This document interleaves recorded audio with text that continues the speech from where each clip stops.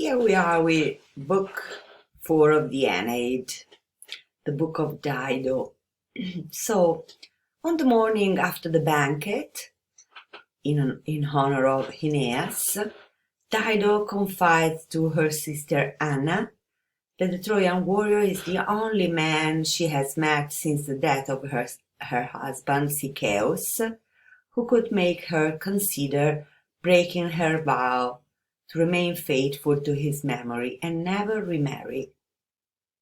Urging the queen to act on these new amorous feelings, Anna emphasized that the dead do not care about the romantic lives of those they leave behind. So she advises Dido to pursue the Trojan, both for the sake of her own happiness and for the future safety and prosperity of Carthage, which Anna says will be militarily strengthened by the Trojans' remaining presence. Anna's counsel increases Dido's lust for Aeneas, but unable to act on this passion, the queen languishes helplessly, neglecting her once paramount project, the half-built new city of Carthage. Dido and Aeneas' relationship catches the attention of Juno and Venus. For very different reasons, Juno wants to delay Aeneas reaching Italy, and Venus wants to ensure his safety. The two goddesses jointly conspire to bring about the sexual union of the pair. While Aeneas and Dido are out hunting one day, Juno causes a torrential storm, and their pair shelters in a cave, where they are sexually united. Dido tries to legitimize the union by calling it a marriage. News of the relationship spreads throughout Africa.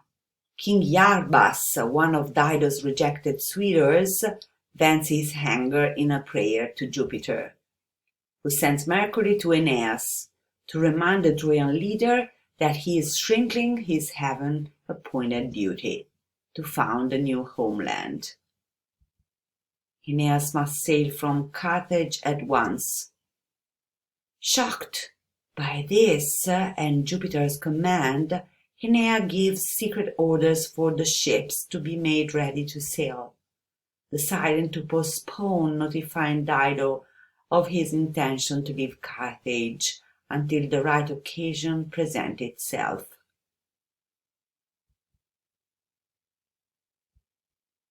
Dido, however, discovers Aeneas' plan and violently berates him for concealing his intention from her and for wanting to abandon her to her enemies.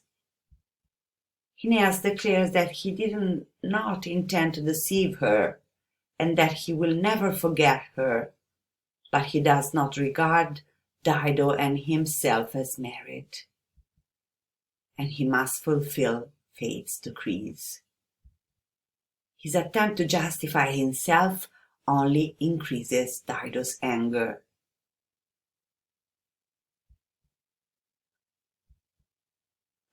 When she sees the preparations for departure going steadily ahead, she loses her pride and sends Anna to Aeneas to beg him to delay sailing until better weather, thus allowing her time to grow accustomed to his leaving. Anna does the queen's bidding, goes to Aeneas several times, and bringing him to Dido, but Aeneas' resolve to sail to Italy never wavers.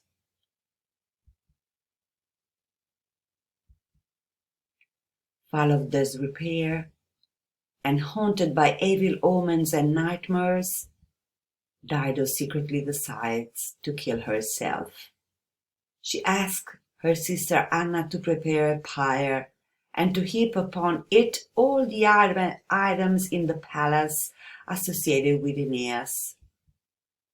These objects, she says, she will burn according to magic rites that will either restore him to her or free her of her love for him. In fact, however, the pyre is intended for burning herself as well as Aeneas' belongings.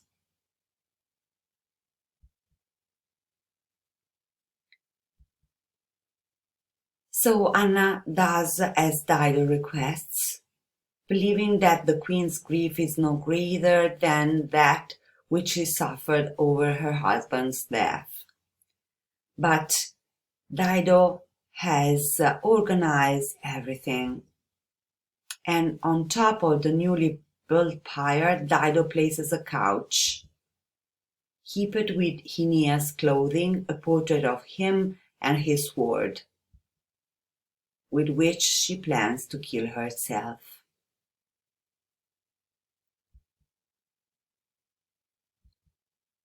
That night, Dido sleeplessly considers her plight, having ruled out the alternatives of marrying one of her former suitors or following the Trojans.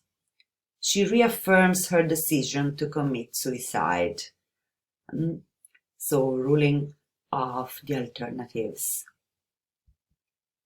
Meanwhile, Aeneas, asleep aboard his ship and ready to sail the next day, is again visited by Mercury, who appears to him in a dream and commands him to flee while flight is still possible.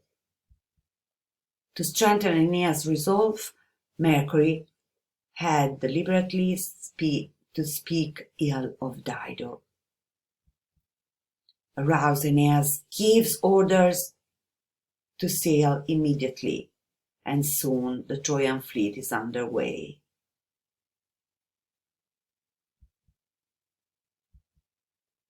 When dawn comes and Dido sees the Trojan fleet at sea, she is uncontrollably overcome by an all-consuming rage. She momentarily contemplates having the Trojan pursued. Then, realizing that it's too late for this tactic, she curses them, praying that eternal hostility may exist between them and her own people, that some avenging spirit will right the wrong that has been done to her, and that Aeneas will fall in battle before his time and lie unburied on the sand.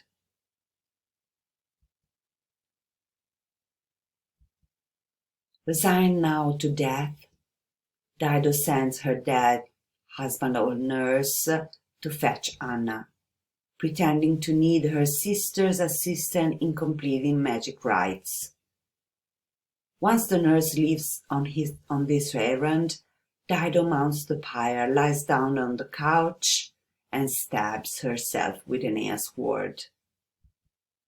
Anna arrives amidst the uproar of the household and gathers Dido into her arms, where the queen dies. So, this is the very sad end of Dido, and so we have already commented his role in the Aeneid.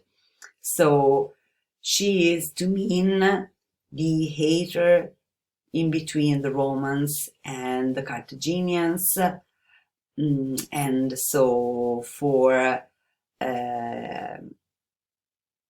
the meaning of a great part of the history of Rome before the time of Augustus, the time in which the Aeneid was commissioned.